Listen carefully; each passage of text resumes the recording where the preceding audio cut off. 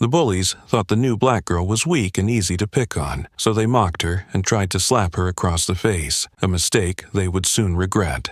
Amara Brooks, the 16-year-old girl with an unremarkable appearance and a familiar habit of keeping her head down, was not one to be easily subdued. Amara lowered her head as she navigated through the crowded hallways of Westbrook High, her old sneakers lightly tapping on the damp concrete floor. Amid the noisy crowd, she was like a tiny ink stain on a blank sheet of paper, quiet and unnoticed. 16 years old, the latest black girl at school. Another name on the long list of school transfers she had come to know by heart. An inevitable part of her father's military career, Lieutenant Colonel Terrence Brooks. Each time the luggage was packed, each time she said goodbye to places she hadn't had time to get used to, Amara reminded herself, it's always the same. Blend into the crowd. Just survive. Amara was slender, with a rich, honey-brown skin tone. Her natural curly hair often resisted any attempt to be tamed, forming a light cloud of tangles around her delicate face. Her thick-framed glasses obscured her sharp brown eyes, making her appear quieter, more harmless than she truly was.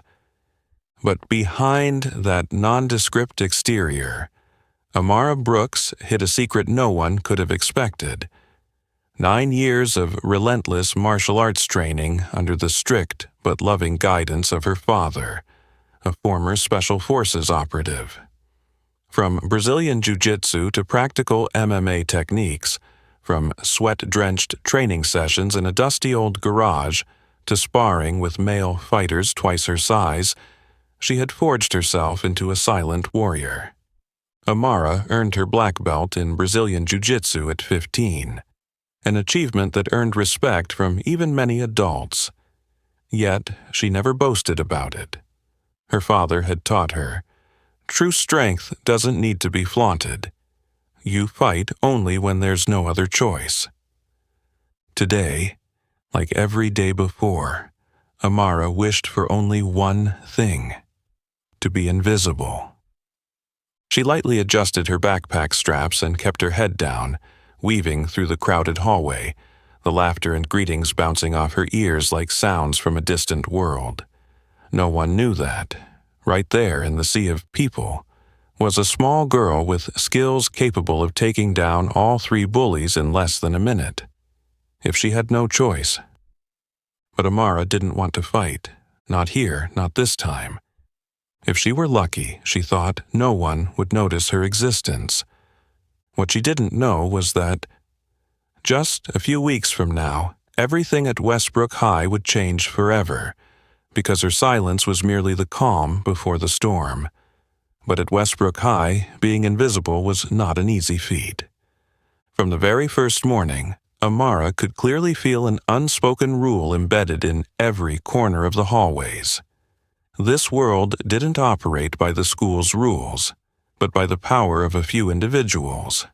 And at the top of that pyramid stood Chase Donovan, the teenager with the perfect appearance of a self-proclaimed king. Short, neatly trimmed blonde hair, school uniform always carelessly immaculate, and cold, pale blue eyes like a frozen lake. Chase didn't need to shout to get attention. Just the way he leaned against the wall, smirking when someone hurriedly stepped aside, was enough to show his power here. Always by his side was a Troy Simmons, the football linebacker with muscles like rocks and a mind as simple as a sketch.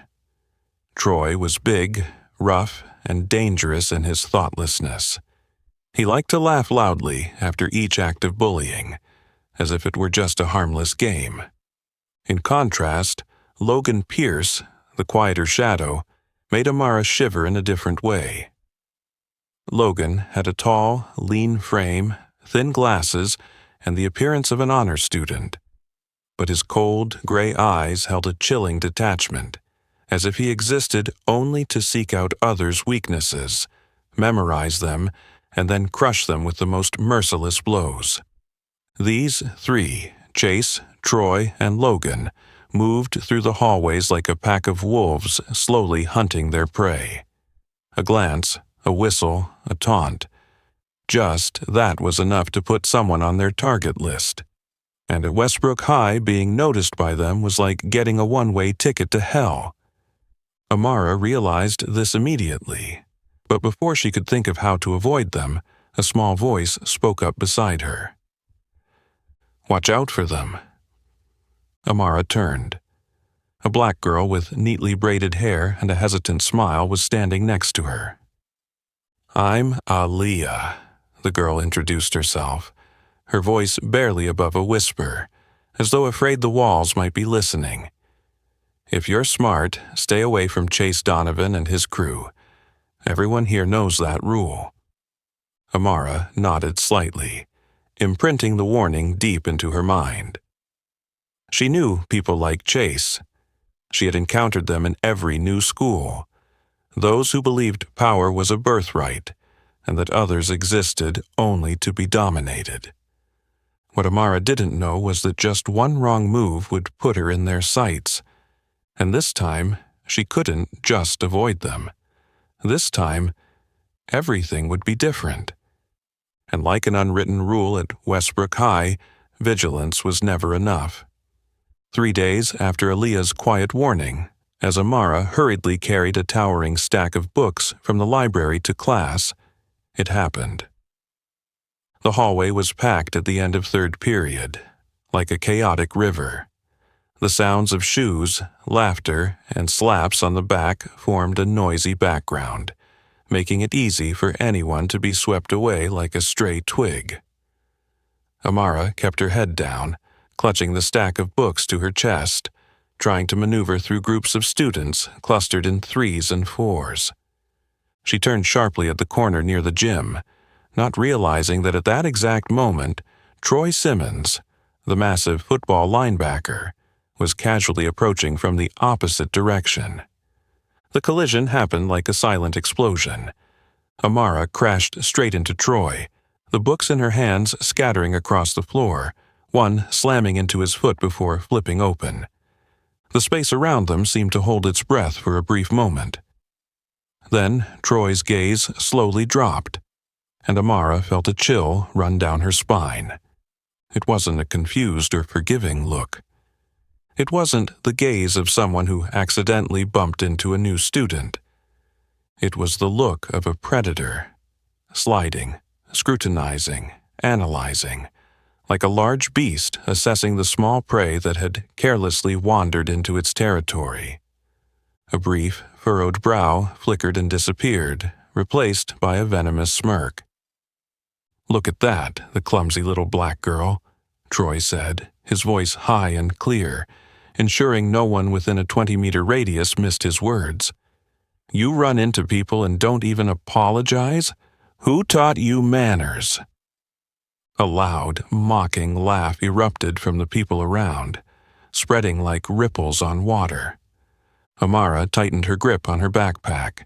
Part of her screamed to react, to straighten her back and retaliate.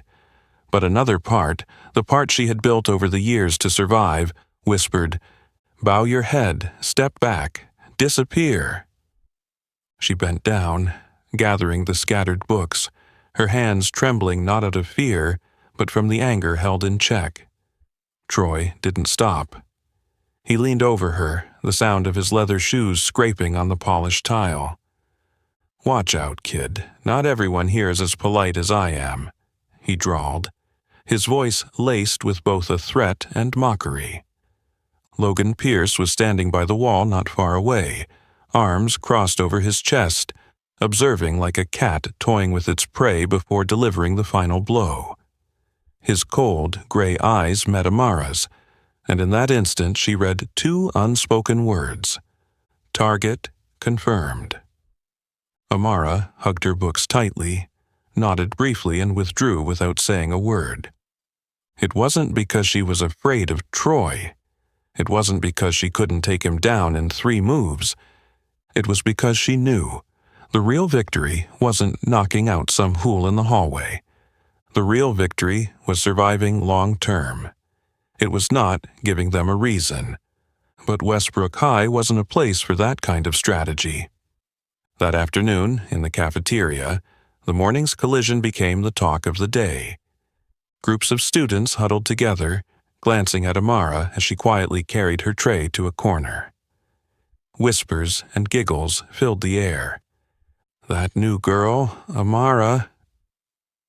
Heard she bumped into Troy and didn't even apologize, just stood there with that look. She must think she's so cool. Let's see how long she lasts. Amara felt Chase Donovan's gaze fall on her from the center table, where they sat like medieval kings, enjoying their default privileges. Chase's gaze was as cold as ice, but behind that coldness, she sensed a twisted sense of amusement. The hunt had begun. He tilted his head, exchanging a few words with Troy and Logan, all three laughing softly, their laughter short and sharp like knives. Aaliyah appeared as if from thin air, sitting across from Amara without a word.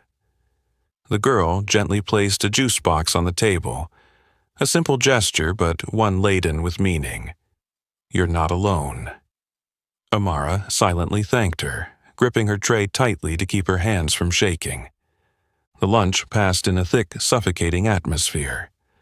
That afternoon, as Amara was cleaning out her locker, she found something new. A piece of paper slipped through the locker gap. On it, a scribbled message in black marker. "Watch out. I like playing with rabbits that know how to tremble." No signature, no need. Amara slowly folded the paper and tucked it into her jacket pocket, her heart turning cold as ice.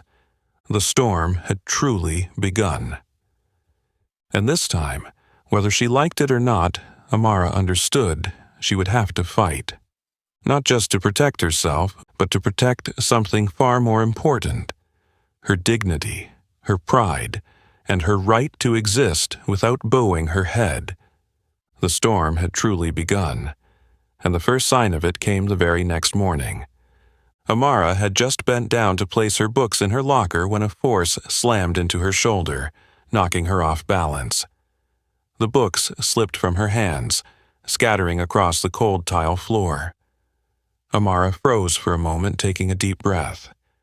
Without even looking, she knew who the culprit was. The unmistakable loud laugh of Troy Simmons echoed through the hallway, followed by a whistle from a group of students passing by. No one helped her pick up the books. No one stopped. At Westbrook High, moments like this were like an ongoing entertainment show. The more people fell, the more others laughed. Amara bent down, picking up each book with tight fingers. At that moment, Logan Pierce walked up. Not fast, not slow, just like a predator who had patiently cornered its prey for a long time, waiting for the perfect moment. He stopped in front of Amara's locker, lazily chewing a piece of gum, then spit. The gum flew directly into the lock of her locker, sticking to it. A sticky mess. "Oops," Logan smirked, his voice drawn out, lazy as though it were a deliberate taunt. Another round of laughter erupted behind him, this time from even more groups of students. Some pretended to turn away, but Amara knew every eye was on her. They weren't looking with sympathy, but with the malicious pleasure of those watching a cruel game they didn't have to take responsibility for. She stood up straight, brushing dust from her jeans, her gaze locking on the gum stuck to the lock. Her heart pounded in her chest, but steadily, like a drum echoing in an empty room. She had learned to control her breath, learned to stay calm when her temples throbbed. "Don't react," Amara told herself, her voice inside her head as firm as a command. "Don't give them the victory. Don't show them you're fragile." So, she lowered her head, opened her backpack, and quietly took out an old pencil. With a few quick, smooth motions, she skillfully removed the gum without revealing any hesitation. When the lock clicked open with a small click, Amara hid a faint smile at the corner of her lips. A small victory, but a victory nonetheless. At least this time, she didn't let them seize control of her emotions. But predators like Chase, Troy, and Logan didn't stop after one failure. The following days, they changed tactics. No more obvious, direct attacks. Instead, they went for smaller, quieter, more insidious blows. One morning, Amara opened her locker and found an old worn hoodie carelessly thrown inside, with the words scrawled across the back in marker. "Go back to the swamp, country girl." On another day, while sitting in math class, something light tapped against the back of her head. A crumpled piece of paper. She unfolded it. Scrawled on it were the words, "Watch out. The nightmare has only just begun." Whispers and mocking glances surrounded her throughout the day. Rumors about the strange, rude black girl from a place no one wants to know about spread through the hallways like an infectious disease. They fabricated an entire story, that Amara had been expelled from her old school for fighting, that her father was a criminal, that her mother had left when she was young. Each time the rumors were repeated, they added more, twisted more, wove more lies, like a grotesque armor draped over her, whether she wanted it or not. Amara knew this was just psychological warfare. She had seen it before, at every other school. She had survived. But surviving, Amara thought to herself, didn't mean it didn't hurt. In the evenings, after finishing her homework, she quietly retreated to the family garage, the place where the familiar punching bag stood. Under the dim yellow light, each punch she threw into the bag felt like striking the mocking faces of her tormentors. Her father, Lieutenant Colonel Brooks, often sat on the porch, watching from a distance, not intervening. He understood. He knew that sometimes his daughter needed no advice, no comfort, but only a place to vent her anger while keeping her dignity intact. "Fighting," he had once said, "doesn't always mean throwing the first punch. Sometimes fighting means enduring until your opponent exposes their own weakness." Amara etched those words into her mind. But she also knew, once you've been marked, they wouldn't let go. They weren't satisfied when their prey merely bowed its head and endured. They wanted to see tears. They wanted to hear pleas. They wanted to feel the desperate power of their victim shatter beneath their feet. And when they couldn't get those things, Chase Donovan began to plan a larger attack. A blow to Amara's last shred of pride. A blow that he believed would break her completely. They wanted her to break, and Chase Donovan decided that he himself would push Amara Brooks to the very edge. That Thursday afternoon, the cafeteria at Westbrook High was packed with noise. The clattering of forks and trays, the shouting of friends calling out to each other, and the cheap pop music blaring from the loudspeakers all blended together into a chaotic mix, making anyone just want to hide in a quiet corner. Amara, as usual, chose the last table at the end of the row, right by the window, where she could look out at the empty football field and momentarily forget the noise behind her. She was silently eating her cold sandwich when the chair opposite her was suddenly pulled out. Amara looked up, and her brown eyes locked onto the familiar smirk. Chase Donovan. The navy varsity jacket casually draped over his shoulders, his tousled blonde hair still perfect, as if even the wind had to bow to him.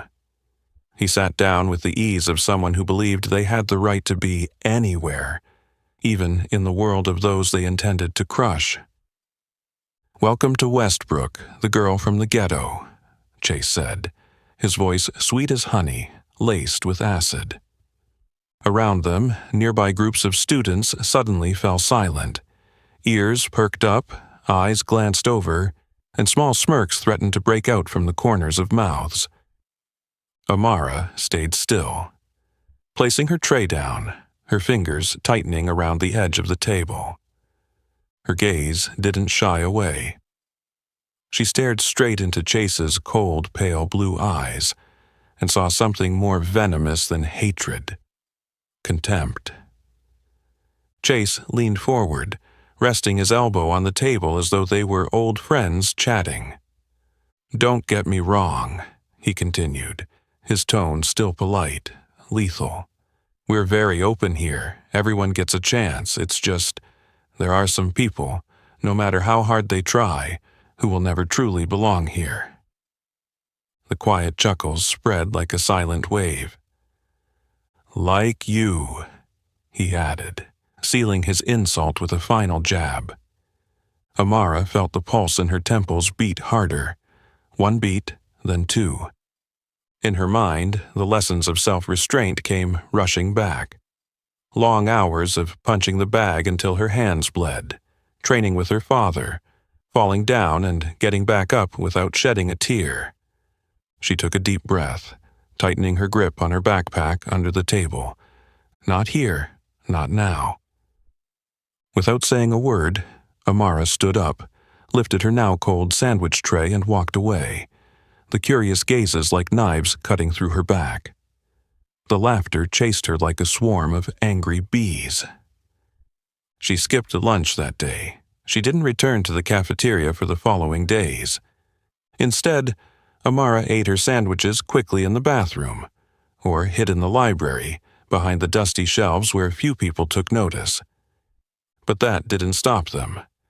When they couldn't find her in the cafeteria, they left small traces of their cruelty everywhere. Crumpled notes with filthy words slipped into the gaps of her locker. Distorted drawings of her with exaggerated features secretly hung in classrooms. One time, while Amara was flipping through books in the library, she found a textbook with its cover replaced.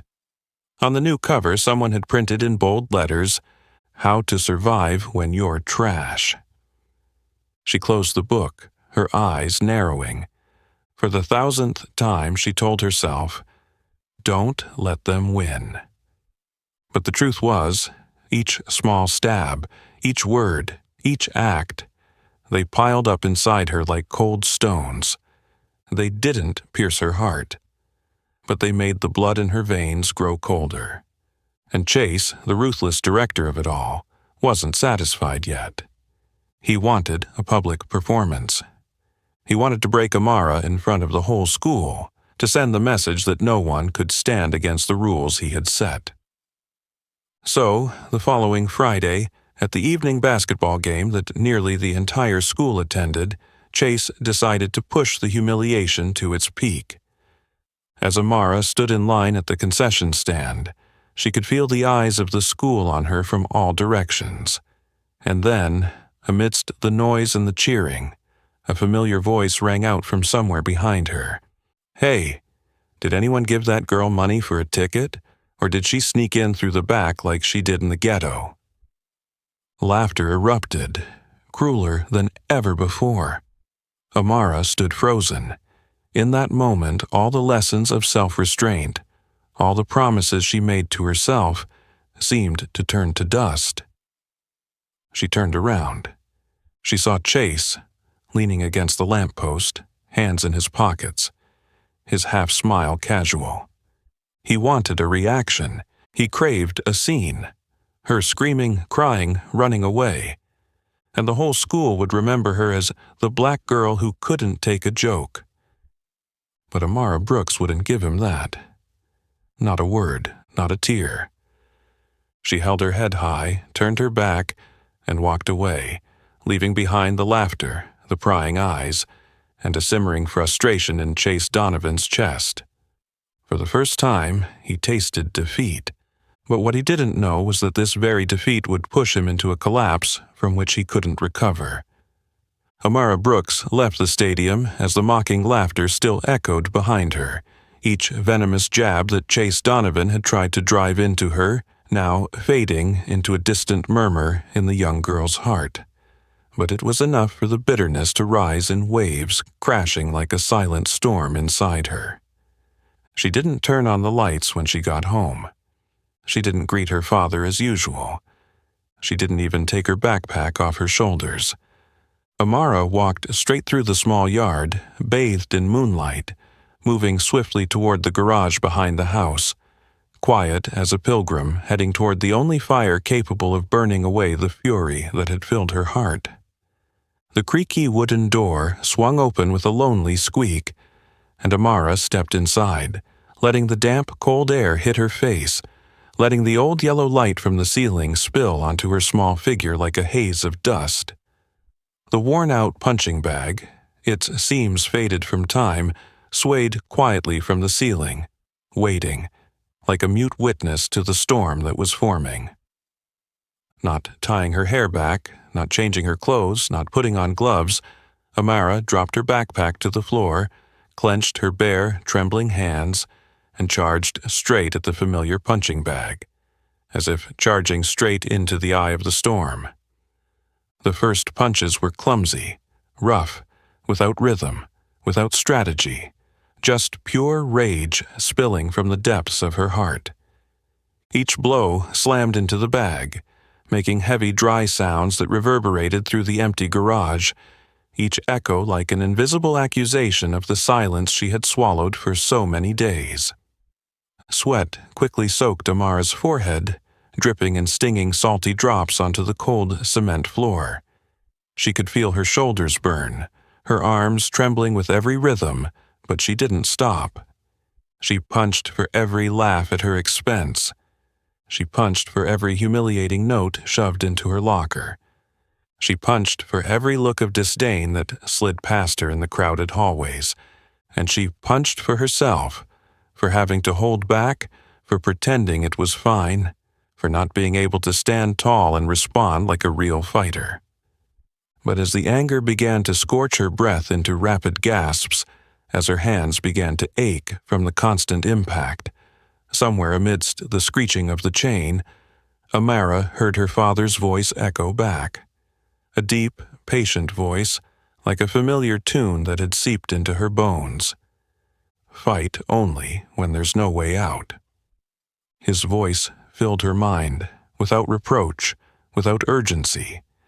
Just a quiet guiding force that pulled her out of the whirlpool of her rage. Amara dropped her hands, letting her arms fall limp by her sides, her chest heaving like a red-hot forge. She closed her eyes, took a deep breath, letting the cold air slide into her lungs, soothing the flames burning inside her chest. When she opened her eyes again, Amara Brooks was no longer the angry girl on the verge of losing control. She walked up to the punching bag, gently placing her hand on the rough surface now soaked with sweat. She clenched her fist, lifted it in a steady stance, and began again. Jab, cross, hook, uppercut. Each punch precise, controlled, each strike like a steady breath. Like a dance her body had memorized long before she could read a single book. Each punch now wasn't to release anger. Each punch was to rebuild herself. A piece that linked to her resilience, a piece that linked to her self-respect. She wasn't fighting for revenge against Chase Donovan. She was fighting to protect Amara Brooks. As her breath slowed, as the sweat no longer streamed down but only dotted her forehead, Amara stepped back, leaning against the cold wall, sliding down until she sat on the floor, her back pressed against the cracked cement, her legs stretched out in tiredness. In the quiet garage, only the sound of her slow breathing filled the air. The yellow light flickered above her head, occasionally blinking as if it was about to go out, but still burning steadily, just like her.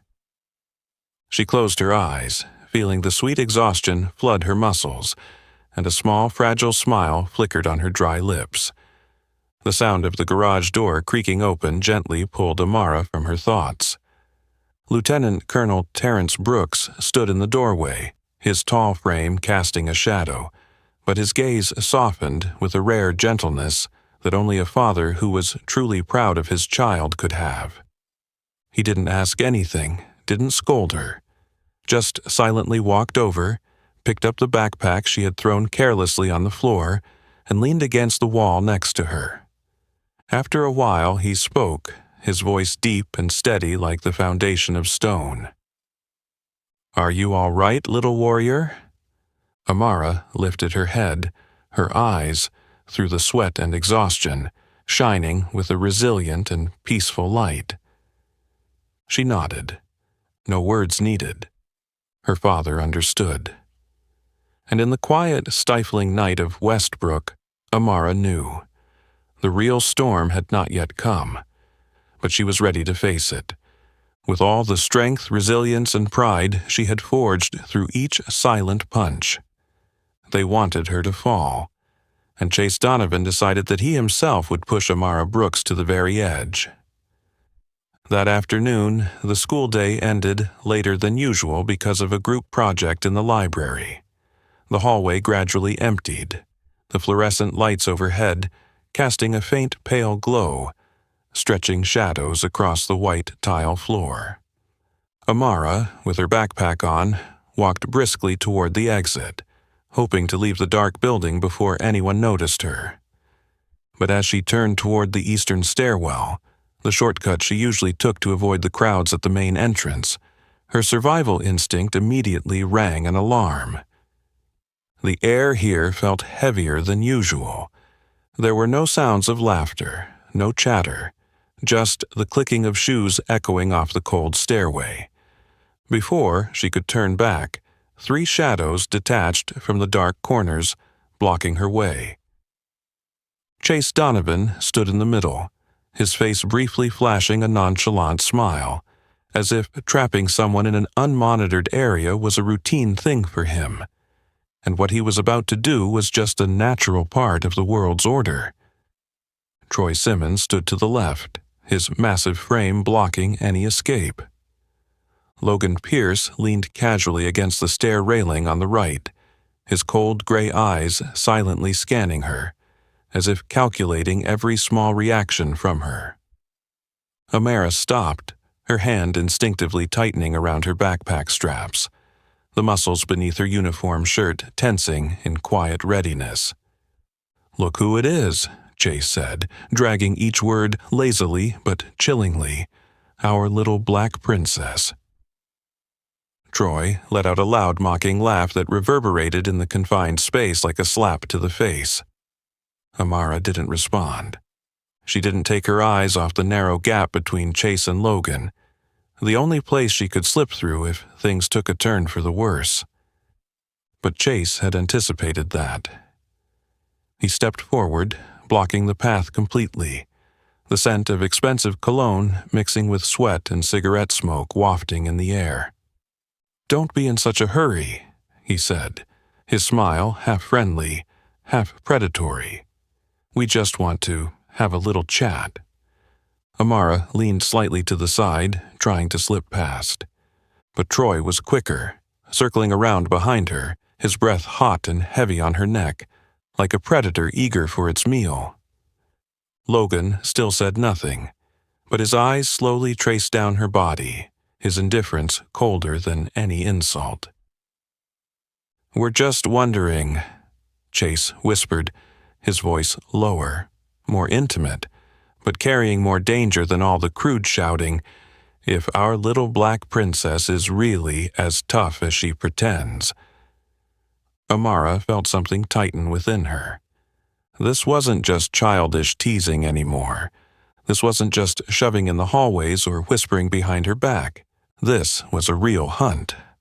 Troy's hand landed on her shoulder, squeezing lightly, like a warning.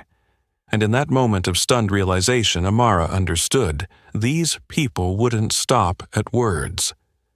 "Come on, don't act so cold," Troy sneered, his voice lewd, and his heavy hand began sliding down her back, slowly, lecherously. Amara froze for a moment.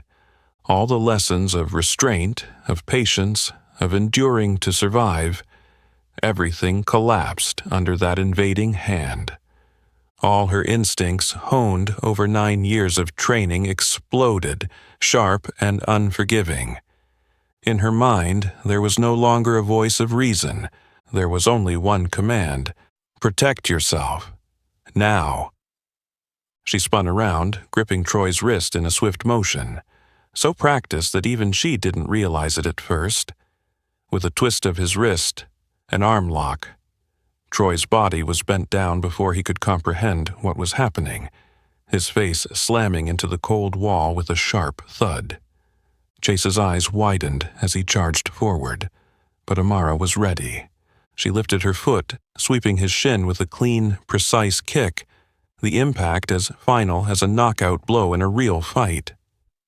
Logan, slower to react, lunged toward her, but Amara spun, using his momentum to throw him down the stairs, the sound of his body crashing against each step echoing like a series of firecrackers. It took less than 10 seconds.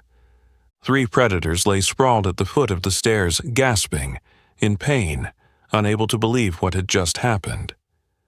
Amara Brooks stood tall, her figure casting a long shadow on the tile floor, not out of breath, not trembling, only her eyes, bright like 2 sharp blades of steel. "Never touch me again." Her voice was low, clear, each word scraping out from clenched teeth like an unappealable sentence. Without waiting for their reply, she turned, walking down the final steps, her back straight and proud, leaving behind the 3 helpless predators and the suffocating silence of the eastern stairwell. Once a trap for a small prey, but now the battlefield where they were utterly defeated. As Amara Brooks descended the final steps, leaving behind the 3 defeated predators, her heart didn't beat wildly with victory, nor did it tremble with fear. It beat steadily, rhythmically, like the drum of a warrior who had weathered many storms. The air in the eastern stairwell seemed to thicken, cold and heavy. The sound of heavy breathing, the soft groans from Chase Donovan, Troy Simmons, and Logan Pierce echoed back, blending with the slow but deliberate footsteps of Amara, stretching out like the reverberations of a silent declaration. Everything had happened so fast it was almost unbelievable.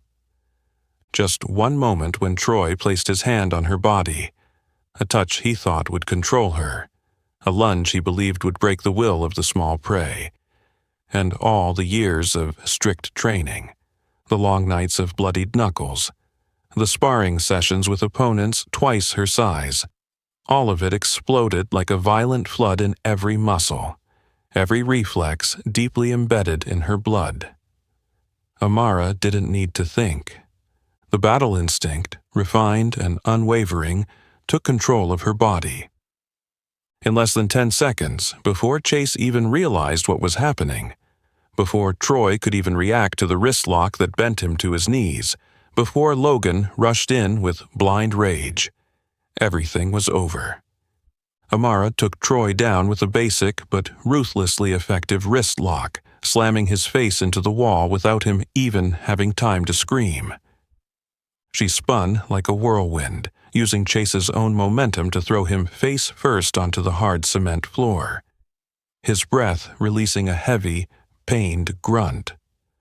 Logan, quick but uncontrolled, became an easy victim for Amara's precise leg sweep, sending him crashing into the wall and sliding down like a torn sack. In less than 10 seconds, 3 predators who seemed invincible lay sprawled at her feet, breathless in pain, unable to believe what had just happened.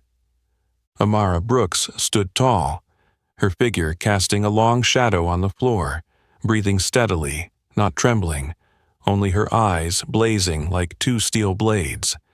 "Never touch me again." Her voice was low, clear, each word cutting through the bones of the 3 men sprawled on the ground. No shouting, no trembling, just a simple, undeniable truth. Amara turned and walked away, her steps calm as if she had just left a regular training session, not having just defeated 3 of the most powerful figures at Westbrook High. But when her hand touched the doorknob leading to the backyard, when the first breath of the chilly afternoon air hit her face, still warm from the adrenaline, the weight of everything that had just happened crashed into her like a wave breaking against the shore. Amara leaned against the brick wall, closing her eyes, letting the rush of adrenaline flow through her veins. Her hand trembled slightly, not from fear, but because her body, after the intense outburst, was finally allowing her to feel the terrible tension that had built up inside her. "I've done something irreversible," Amara thought, her mind swirling. This was no longer about not drawing attention, no longer about enduring until they get bored, no longer about suffering to survive. She had drawn a clear, unerasable line between herself and the ruling forces of Westbrook High. She had done what no one before her had dared to do, and she knew this wouldn't be forgotten. But strangely, she didn't regret it. No matter what came next, no matter how heavy the price, at that moment when Troy hit the ground, when Chase groaned, when Logan was left dazed, Amara Brooks had reclaimed what they had tried to strip away from her for weeks. Her pride, her self-respect, and her right to exist without bowing her head.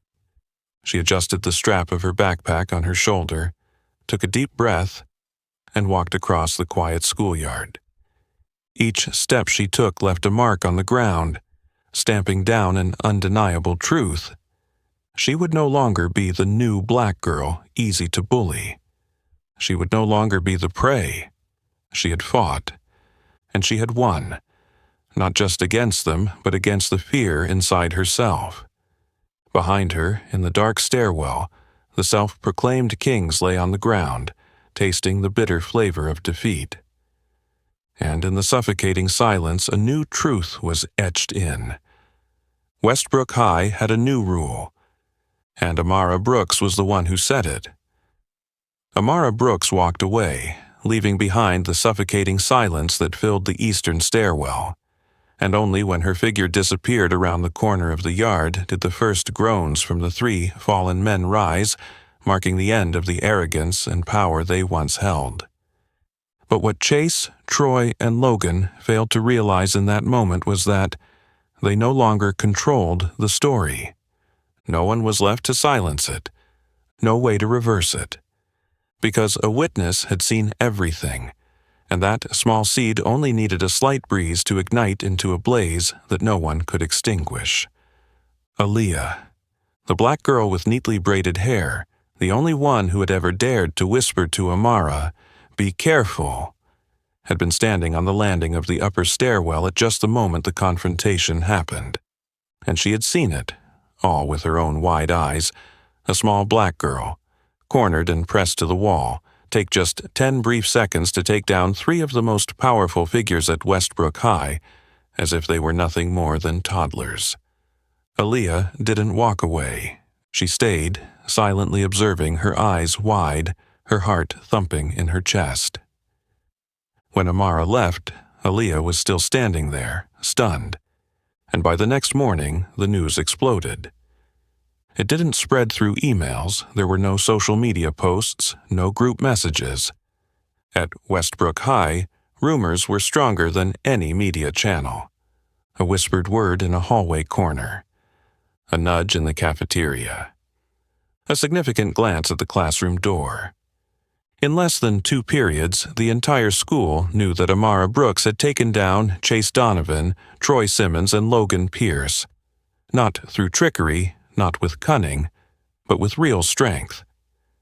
And, like every story passed through the crowd's mouth, the truth quickly grew into living legends, far greater than imagination.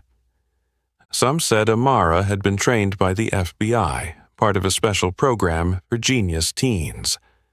Others swore that they'd heard from a cousin of a friend, that Amara kept weapons in her backpack, knives, nunchucks, even a mini stun gun. A group even whispered that she had black belts in 3 different martial arts and had won international titles, but had to hide her identity to protect her family. Some even claimed that Amara had taken down the 3 bullies with just 2 punches and a kick, like a scene straight out of an action movie. The story grew bigger with each passing whisper, every person adding a little something, each retelling making Amara Brooks seem both mysterious and terrifying, as if she were the main character in a secret action film. The strange thing was, no one mocked her anymore. There were no more contemptuous glances, no more quiet whispers behind her back. Instead, there was silence filled with a different emotion, a mix of respect and fear. The hallways that Amara once had to duck her head to avoid now seemed to open up as she walked through them. The eyes that once brushed past her like she was a tiny obstacle now hurriedly avoided making direct eye contact. Even in class, when Amara raised her hand to speak, the entire class fell silent, listening to every word she said as if she carried the power to make any disrespect face immediate consequences. As for Chase, Troy, and Logan, things were even worse. They disappeared from the lunchroom, no longer occupying the central table as they had ruled over it. They didn't stroll through the hallways with the same arrogant faces anymore. Even when walking to class, they quietly huddled in the corners, their eyes avoiding direct contact with anyone. Because even though no one dared to openly point fingers, the way people looked at them, the quiet laughs that erupted as they passed, was enough to rip apart the cloak of power they had once worn. In the gym classes where whistles echoed, and in the boring study halls, the name Amara Brooks became a kind of legend. The boys whispered to each other, "Don't mess with that girl, she'll snap your neck." The girls talked excitedly. "Maybe she'll teach me a few moves?" Some even began to approach Aaliyah, asking, "Hey, you're the friend of the warrior, right? Can you introduce us?" Aaliyah, who had witnessed the storm in the stairwell that day, only smiled mysteriously, hiding the quiet pride building inside her.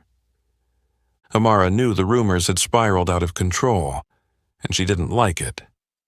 She didn't want to be the center of attention. She didn't want to become a legend or a symbol. She just wanted to quietly study, to live a normal life like any other teenager. But deep down, Amara understood something simple. Normal had never been an option for those who dared to stand tall when everyone else was bowing their heads. Though Amara Brooks had become accustomed to maintaining a calm demeanor, and had learned how to walk through hallways filled with rumors as if nothing could touch her, when the loudspeaker crackled the next morning, tearing through the faint silence of the morning announcements, she still felt her heart tighten. "Amara Brooks, please come to the principal's office. Amara Brooks, principal's office immediately." The entire room froze for a moment. Every gaze, curious, eager, even slightly anxious, turned toward her. Aaliyah, sitting beside Amara, gently placed her hand on Amara's arm, a subtle squeeze without words. Amara nodded, took a deep breath, and stood up. Stepping out of the classroom and across the familiar hallways, she felt like she was walking into an entirely different space, as though every brick, every door, every window was watching her, waiting to see if she would break or if she would once again stand tall. The principal's office was at the end of the ground floor hallway, a thick wooden door of dark brown, with a shining brass plaque. Mrs. Whitmore, Principal. Amara stood before the door for a heartbeat, tightening her grip on her backpack, and then knocked 3 sharp times. "Come in." Mrs. Whitmore's voice rang out, sharp yet not harsh. Amara pushed the door open. The principal was sitting behind a large oak desk, her tall, slender frame contrasted by her neat silver hair tied up, her sharp, gray-blue eyes peering over half-rimmed glasses.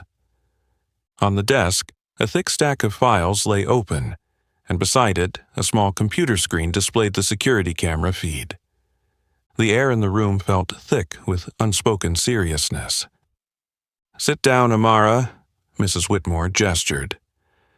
Amara dropped her backpack to the floor, sat up straight in the chair across from her, hands neatly resting on her thighs to hide the tension rising in her fingertips. Mrs. Whitmore studied her for a long moment, as if contemplating every tiny crease in the young girl's face before speaking. "Do you know why you're here?" Amara took a deep breath. "I guess it's because of what happened yesterday in the eastern stairwell." Her voice didn't tremble, but it wasn't defiant either. It was simply the truth. Mrs. Whitmore nodded slightly, then clasped her hands together, elbows resting on the desk. "Amara, at Westbrook High, school violence is absolutely unacceptable, no matter the circumstances. However—" She paused, her cold gaze slicing through Amara's face before softening into an unreadable consideration. "We also do not tolerate harassment, assault, or physical threats in any form." Amara swallowed hard, the pressure in her chest tightening like a rope around her heart. "So," Mrs. Whitmore continued, "before any conclusions are made, I want to hear it from you. All of it, from start to finish. No details left out." Amara told her story, piece by piece. No embellishments, no exaggerations, no defenses. She spoke about the first days, the accidental collisions, the mocking notes, the cruel whispers. She told of the evening at the stadium, the direct insults. And finally, she spoke about yesterday afternoon. The trap in the eastern stairwell, Troy's hand on her, and the explosive, instinctive reaction that followed. When she finished, Amara looked up, meeting Mrs. Whitmore's gaze directly. "I know fighting back is against the rules," she said, her voice low but firm. "But I also know that if I had done nothing, I would have been seriously harmed." The room was silent. Only the steady ticking of the wall clock could be heard. Mrs. Whitmore didn't reply immediately. She turned the computer screen toward Amara, pressing the play button. The security camera footage appeared, black and white, slightly blurred, but clear enough to show the entire sequence. Amara being cornered, Troy moving in, Chase and Logan closing in from the sides, and then, within a split second, her wrist lock, her takedown, her precise leg sweep that brought down the three giants. Amara stared at the screen, her throat dry. "You don't need to say anything more," Mrs. Whitmore said, her voice lowering, the first hint of warmth in it. "I've watched this footage multiple times. What you did was not an attack. It was self-defense, quick, efficient, and completely justified." Amara exhaled, a long, light breath, as if an invisible weight had been lifted off her shoulders. "Chase Donovan, Troy Simmons, and Logan Pierce have been suspended immediately," Mrs. Whitmore continued, her eyes flashing with sharp intent. "And the disciplinary board will review additional actions, particularly for their sexual harassment." Amara looked up, unable to hide her shock. This was not the outcome she had dared hope for. At her previous schools, she had been used to being blamed, used to the suspicious glances, the reports where the victim always had to prove their innocence. But here, for the first time, justice was on her side. "One more thing," Mrs. Whitmore said, leaning forward, her voice softening as though offering something important. "We are establishing a self-defense club for the girls, and we would very much like for you to become the coach." Amara blinked. For a moment she didn't know how to respond. But then, deep inside her, a stream of cool confidence, of recognition, began to flow out. "I would be happy to join," she replied, her voice firmer than ever. When Amara stepped out of the principal's office, the morning light fell on her slightly tousled hair, and her steps felt light, like the steady rhythm of a silent march, echoing through the halls where once she could only bow her head and walk quietly past. But now, Everything had changed. Not because she had won, but because she had stood firm, and the world around her had to change accordingly. As Amara Brooks left the principal's office, the morning chill swept through the long hallway, blowing old notices off the bulletin board. But she no longer felt small in this vast world. For the first time in years, for the first time after countless times of silently enduring, Amara walked with her shoulders straight, her chin held high, and her heart beating strong and free. No one stopped her, no one laughed. No more prying eyes, no more venomous whispers passing between people as there had been during her early days at Westbrook High. Because now, her name was no longer associated with mockery. Her name was associated with a power that the whole school had to acknowledge, whether with respect, with silent admiration, or with a visible wariness in every glance that passed her. The news that Amara had been invited to establish the Girls' Self-Defense Club spread like wildfire. A simple poster, a white sheet of paper posted outside the library with just a few simple words. Girls' Self-Defense Club. Learn how to stand strong. Coach, Amara Brooks. First meeting, Friday after school. That was it. No frills, no empty slogans. But it was enough to send a ripple through Westbrook. The next day, when Amara walked through the main hallway, she felt the difference in the glances she received. No longer with disdain or doubt, but with quick, cutting stares mixed with hesitation and quiet admiration. A group of younger girls, those with brightly dyed hair and oversized clothes that hid their small frames, whispered as she passed by. A few of the basketball players, those who used to nod along to Chase and Troy's laughter, now silently stepped aside, their eyes avoiding Amara's calm gaze. Aaliyah was the first to approach her after third period. She grabbed Amara's hand, her eyes sparkling with joy she couldn't hide. "You know," Aaliyah said, "we've been waiting a long time for someone like you. Someone who dares to stand up and doesn't back down." Amara smiled, a small, genuine smile, the first one in weeks since coming to Westbrook. Not because she craved to be a symbol, not because she wanted to be famous, but because for the first time in her life, she clearly felt her strength was no longer a burden to hide. It had become a light to guide others. That afternoon, the first meeting of the Girls' Self-Defense Club took place in the small gymnasium behind the stadium. Amara arrived early. She changed into a t-shirt, tied her curly hair into a high ponytail, her hands trembling slightly as she tightened the wristband around her arm. Not from fear, but from a new, unfamiliar feeling. The excitement of someone starting a new chapter in their life. The door opened. Aaliyah entered first, followed by 3 other girls, faces Amara only vaguely recognized from her classes. Ruby, the mischievous redhead from the band. Mia, the quiet girl who always sat in the back of English class. And Lila, the small first-year girl who always clutched her backpack to her chest. They sat in a row, their eyes wide, eager yet nervous. Amara walked to the center of the room, where the training mat stretched under her feet. She took a deep breath, then spoke. "I'm not a superhero. I'm not a ninja. I've been afraid. I've been scared. But what I've learned after all of this is this. Strength doesn't lie in never falling.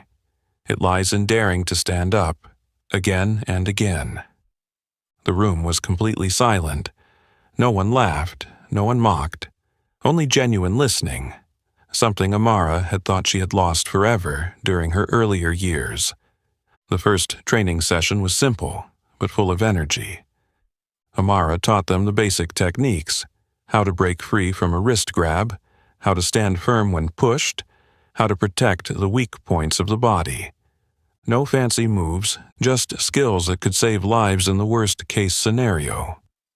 She patiently corrected each stance, each small movement, cheering for every effort, no matter how clumsy. Each time a girl got it right, the group applauded, the clapping echoing through the room like a collective heartbeat, as they learned how to grow stronger, piece by piece. And in that moment, Amara Brooks realized she was no longer fighting for herself alone. She was opening a path for others, those who had once been like her, who thought the only way to survive was to shrink, to silently endure. Now, they would learn how to stand tall. Now they would learn how to fight, not just with their fists, but with an unshakable sense of self-respect. As Amara Brooks left the first self-defense club training session, the laughter and applause that sparkled like early summer sunlight still lingered in the air, but she felt light as if she had shed a part of the invisible weight she had carried for so long. What she didn't know was that outside the gym door, someone was hesitating, struggling with themselves to cross the invisible threshold that had once kept them apart. That afternoon, as Amara was putting on her backpack and preparing to leave the schoolyard, she saw Vince Donovan, once known as Chase, the self-proclaimed king of Westbrook High, standing near the main gate. No varsity jacket swaggering, no arrogant smirk carved into his face like a habit. Just a lanky teenager in an old gray hoodie, hands in his pockets, head bowed low, standing awkwardly like someone lost in the very place that had once been their domain. Amara hesitated for a moment. Her instinct to stay alert flared for an instant, but then she restrained herself, exhaled quietly, and walked slowly toward the gate, pretending not to notice Vince's presence. She had learned not to react recklessly, not to give control to anyone but herself. But just as she was about to pass Vince, he spoke, his voice low and hoarse. "Amara, could we talk for a minute?" Amara stopped, not in a hurry to turn around. She paused for a breath, considering. Then, slowly, she turned back, her steady brown eyes meeting Vince's avoiding blue ones. "Go ahead," she replied, her voice neither cold nor friendly. It was simply neutral, steady enough to make it hard for anyone to overtake her. Vince swallowed hard, his hands nervously clasped in front of his stomach, a gesture unfamiliar, completely out of place from the image he once portrayed. I just want to apologize," he said, each word seemingly dragged out of his throat. "I know, an apology probably won't change anything, but I need to say it." Amara remained silent, giving him the space to continue. After a long pause, he let out a breath, as though releasing an invisible chain from within. "I grew up with a father who always thought strength meant imposing yourself, that men had to dominate, make others fear you to earn respect." Vince's voice trailed off at the end, like a child trying to hide bruises beneath a thick jacket. Amara observed him quietly. For the first time, she didn't see Vince Donovan, the arrogant bully. She only saw a teenager with invisible scars no one had bothered to look at. "When I came to this school," Vince continued, still not daring to look up, "I thought the only way to survive was to be the one who made others bow their heads. I didn't realize I had become exactly what I hated the most." Amara took a deep breath, feeling the cold breeze against her neck. This wasn't the first time she'd heard a bully try to justify themselves, but this time something was different. There was an unspoken truth in how Vince's voice shook, in how he wasn't seeking easy forgiveness. He wasn't making excuses, he was just facing it, bare and vulnerable. She quietly considered for a long moment. Then, in her calm yet decisive voice, Amara said, "I don't need an empty apology, Vince. I don't need silent regret. If you truly want to change, then start with action." Vince looked up, and for the first time, their eyes met directly, unshielded. Amara took a step forward, her voice low and firm. Want to make things right? Be an example. Stand tall, not to threaten, but to protect. Not for me, but for those weaker than you, the ones you once bullied. A moment of silence passed between them, heavy yet necessary, like compacted soil before new seeds can sprout. Vince nodded slowly, as if every muscle in his face had to fight for that motion to become reality. I'll try, he whispered. No promises, no oaths, just two simple words, small, but carrying a will that was starting to rise for the first time since his old arrogant shell had cracked. Amara nodded back, not offering a forgiving smile, but not turning coldly away either. Simply acknowledgement, an opportunity. A door left ajar, but whether Vince would walk through it would be his choice. She turned, walked away, leaving Vince standing there in the open schoolyard alone, facing a new, rocky path ahead of him. And in Amara's heart there was no joy in victory, only peace. Because she understood, true change, like true victory, wasn't about knocking down an enemy. It was about giving them the chance to stand up on their own, for the first time, for the right reasons. As Amara Brooks walked away, leaving Vince Donovan standing in the sunlit schoolyard, she didn't look back, but she knew. A seed had been planted, fragile and vulnerable, but also full of hope. And, like the gentle but persistent spring rains, change began to seep into every corner of Westbrook High, silently but irresistibly. Not everyone changes overnight, but some, under the weight of failure, of the collapse of arrogance, are forced to reflect on themselves, and, in that brief moment between destruction and rebirth, they choose to rise in a new way. Logan Pierce, the teenager with the cold gray eyes that had once sent shivers down the spines of many students as he passed by, disappeared from the hallways in the days that followed. No longer were there the contemptuous glances that swept over everyone. No longer the whispered mocking comments from the corners of classrooms. It wasn't until nearly a week later that Logan was seen, in an entirely different context. He was sitting in the art club room, head bowed before an easel, holding a charcoal pencil, sketching strong but emotional lines on a blank canvas. At first, no one dared to approach. But Aaliyah, a senior member of the club, happened to glance over Logan's drawing and froze. It wasn't the cruel caricatures he had once used to humiliate others. It wasn't the mocking sketches that tore at self-esteem. It was a portrait of students in the school, drawn with sincere, gentle lines full of empathy that no one had ever imagined Logan Pierce capable of. Slowly, Logan integrated into the club. At first, he was quiet, speaking little, focused only on his brush and colors. But gradually, the silence no longer acted as a barrier, but became the foundation for small conversations about painting, about music, about things far beyond the power games he had once immersed himself in. No one forgot what Logan had done. No one denied the past, but no one refused him a chance, an opportunity to become a better version of himself. Meanwhile, Troy Simmons, the massive football linebacker who once made the hallways of Westbrook tremble with every step, changed as well, but in a different way. Troy's transformation wasn't loud, not as obvious as a punch to a punching bag or a beautiful painting. It started with small actions, but ones filled with effort and sincerity. The first day Troy returned to school after his suspension, everyone held their breath to see how he would react.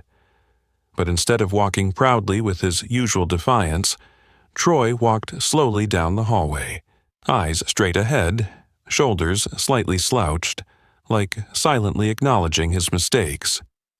And then, one by one, Troy approached the students he had once mocked, shoved, humiliated. No fanfare, no excuses, just an apology, hesitant, awkward, clumsy, but sincere enough to be hard to reject. "I'm sorry, Mia," he said to the small girl who had often had her backpack yanked, his voice rough as if each word was dragged out with immense effort. "I was wrong. I'm sorry, Eric," he whispered to the chubby boy he had once given a cruel nickname, his big hands fumbling like a clumsy child.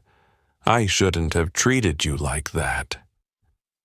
There were reluctant shrugs, there were doubtful glances, but there were also slow nods, small acts of forgiveness, enough to open the door for a new beginning.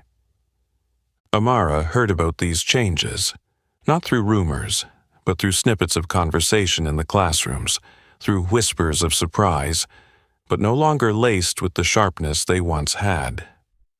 She didn't seek them out. She didn't need to face them again. Because she understood, true change doesn't need witnesses to be acknowledged. It happens quietly, steadily, through small actions, every day. That afternoon, while Amara was guiding a group of girls through basic defensive stances in the self-defense club, she witnessed something unusual. Through the frosted window, she saw Troy Simmons, in his football uniform, teaching a younger student, a small, timid boy, how to properly hold a football. Troy wasn't shouting. He wasn't mocking. He was simply patiently adjusting the boy's movements, a shy but genuine smile on his face, a stark contrast to the frown he used to wear. Amara stood still, a small, faint smile slowly forming on her lips. She didn't need anyone to say it out loud. She knew.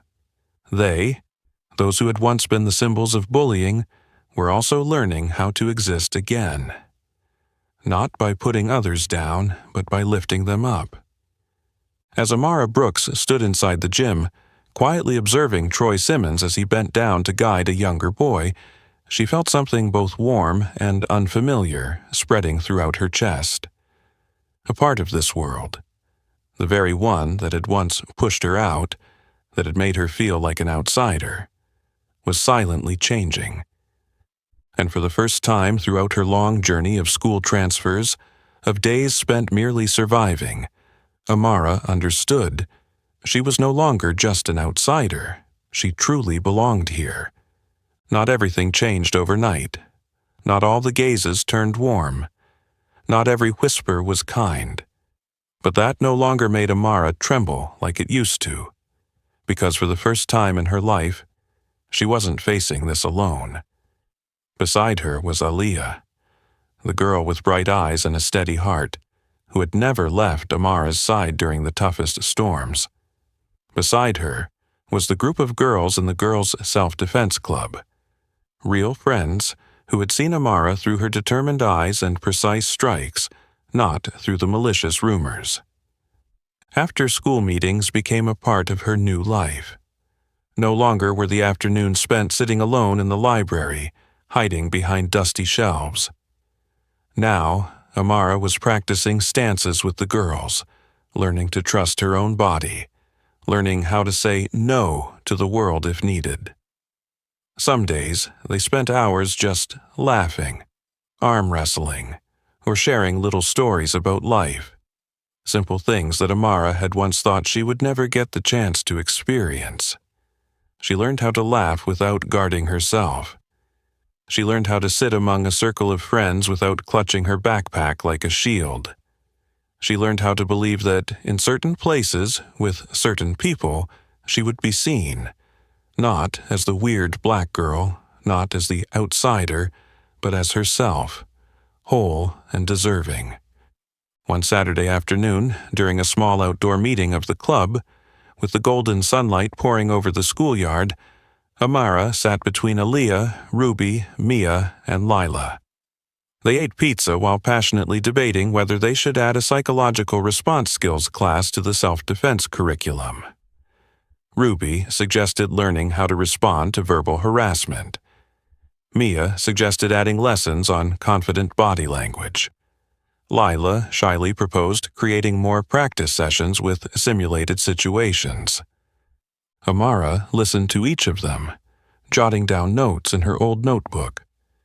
And in that moment, as the laughter and debates rose along with the pigeons soaring over the yard, Amara understood something deeply, to the point of being overwhelmed. She was no longer just existing. She was living. In a secluded corner of the schoolyard, Logan Pierce sat by an easel, carefully sketching the activities of the club, gentle and respectful strokes, with no trace of the mockery he used to display. Not far away, Troy Simmons jogged around the yard, and each time he passed Amara and the group, he would nod slightly. A simple, genuine greeting, as if saying, "I see you, and I'm grateful for that." Even Vince, though still hesitant to join, had started to change. He was no longer the dominating shadow in the hallway. He quietly helped other students move tables after lunch, joined the tutoring team for those struggling in class, slowly, bit by bit, repairing the damage he had once done. One afternoon, when Amara and Ilea sat on the steps in front of the library, sipping lemonade and sharing their future dreams, Ilea suddenly tilted her head, smiling mischievously. "You know, Amara, if you hadn't fought back in the eastern stairwell that day, maybe Westbrook would still be the same dirty hole it was before."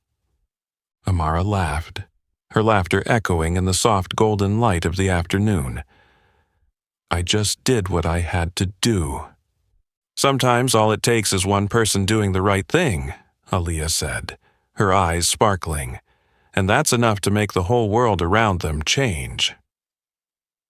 Amara looked up, gazing at the schoolyard where the girls were practicing their stances in the sun, where cheers of encouragement rang out, where old scars were slowly being healed by courage and friendship. And she knew, deep in her heart, that she had found the most precious thing. Not victory, not a medal, but a place to belong, a place called home. In the final days before winter break, as the sky over Westbrook turned silver gray and the chill crept through every hallway, Amara Brooks could distinctly feel the steady but warm rhythm spreading throughout the school, which had once been cold and divided. The corners of the hallways that had once echoed with mocking laughter were now silent. The benches that were once gathering places for the rulers now made room for diverse groups of students from every ethnicity and social class, sitting together, talking, laughing. A quiet but irreversible change had taken place. And Amara, deep in her heart, knew that she had contributed to that change, not with noise, but with silent strength more enduring than any flame. On the last morning before the break, Amara arrived at school earlier than usual. She opened her locker, preparing to grab her books for the last class. But instead of books, her eyes landed on something small and unfamiliar tucked neatly inside the locker. A keychain, small, simple, but with a unique shape. A fist, intricately molded in polished white steel, gleaming under the light. Attached to it was a note, with just one sentence written in messy but sincere handwriting. "Thank you, the girl who taught us how to stand tall. Vince, Troy, and Logan." Amara stood frozen for a few seconds, the keychain cold in her hand. She read the note over and over again, her heart swelling with mixed emotions: surprise, gratitude, and a gentle pride, a warmth like a small fire burning softly in the middle of a cold winter. She gripped the keychain tightly, slipped it into her jacket pocket like a personal treasure, then walked down the hallway, which was slowly brightening under the weak winter morning sun. As she passed by, the gazes that followed her were no longer filled with scrutiny or hesitation. They carried silent respect, a respect for those who dared to stand up, who dared to change a system that once seemed untouchable. At lunch that day, the Westbrook High cafeteria was packed with students, but it was no longer a place divided by class. The tables were scattered with students of every skin color, hair type, and laughter. Amara gently pushed open the cafeteria door. The afternoon light filtered through the large glass window, spilling over her, small but strong, quiet yet clear, like a lighthouse in the ocean. She stepped inside, and for the first time, the noise seemed to soften a little. No applause, no cheers, but every nod, every small smile, every warm glance that greeted her, all of it formed a silent symphony, echoing in Amara's heart like a hymn of genuine recognition. Aaliyah waved from a table near the window where the girls' self-defense club had gathered. Amara smiled, walking toward them, feeling each step as light as a breeze. As she sat down, Ruby handed her a steaming cup of hot cocoa, while Mia and Lila chattered excitedly about their plans for winter break. Skiing, a book camp, a new martial arts class that the club planned to offer for newcomers. Amidst the laughter, Amara leaned back in her chair, took a sip of the sweet cocoa, and quietly thought, "I haven't just survived. I've truly lived." Across the cafeteria, Logan, Troy, and Logan sat quietly together. None of them tried to join Amara's group. None of them sought cheap attention. They just sat there, silent, humble, like people learning how to be reborn from their own mistakes. And deep down, Amara silently thanked them. Not because they had changed for her, but because they had proven one thing: anyone can change, if they are brave enough to face themselves. That afternoon, before leaving the school, Amara stopped one last time in the main hallway. She looked around, familiar faces, bustling footsteps, laughter echoing everywhere. Westbrook High was no longer the place that once tried to break her. It had become a part of her journey, a place where she learned how to fight, how to embrace her strength, and how to believe that with courage and determination, a single person could change a small world. When Amara Brooks walked out of Westbrook High, the winter evening sunlight spilling over her lightly tousled hair, she didn't look back. It wasn't necessary, because the legacy she left at Westbrook High was not in the rumors, not in the heated battles. It was in every heart that had learned how to stand tall, and deep inside, Amara knew, she had taught them, and herself, the greatest lesson of all. True strength isn't about defeating others. It's about standing up for yourself, and for those who aren't strong enough to stand up on their own yet. Amara Brooks entered Westbrook High with a heart burdened with doubt, and left with her head held high, leaving behind a changed school, a place where courage, compassion, and true strength were planted in even the smallest of hearts. A black girl who once seemed destined to be buried under violence and injustice became the one who ignited an entire community with her resolve and kindness. And you? Have you ever had to stand up against injustice, for yourself or for someone else? Share your story in the comments. I'd love to hear it. If you enjoyed this inspiring journey, don't forget to like, share the video with those who need a spark in their hearts, and subscribe to the channel for more empowering stories like this. See you in the next journeys.